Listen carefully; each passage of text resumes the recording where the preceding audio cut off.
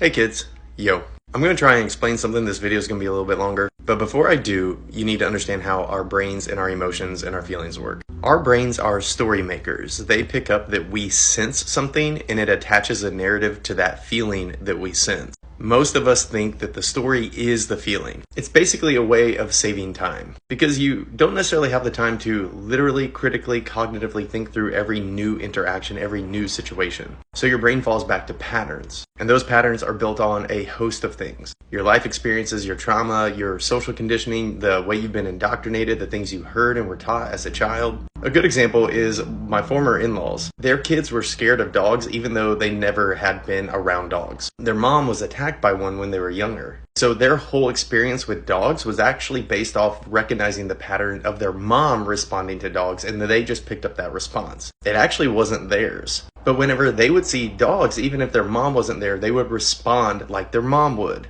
Now, why do I bring this up? Because it is not wrong for your brain to attach narratives to things. You are going to feel whatever you feel, and you can't really help the ways that you were programmed and the messages that you've received. But it is important to investigate those narratives because unfortunately the culture we live in is built on othering people. So maybe you see a small autistic child. This is a community I'm a part of, and they are wearing noise canceling headphones at a park and they're running around in circles and doing these pattern behaviors, and you look at that child and you go, that's weird.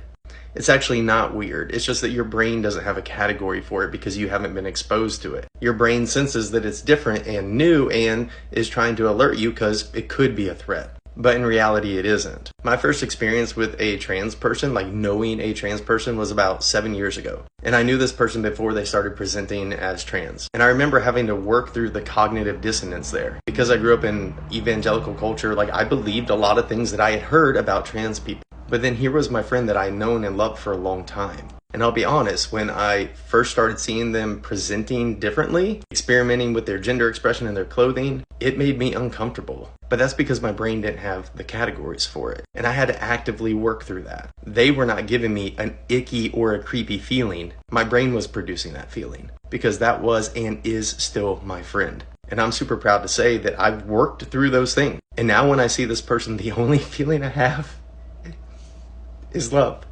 And there is no shame in admitting your conditioning. It's hard to work through those narratives, but it is possible. And so when you see a creator who is gender fluid and doesn't fit the expressions that you're used to, someone who is gender full like Jeffrey, and you have that feeling, I don't think it's Jeffrey.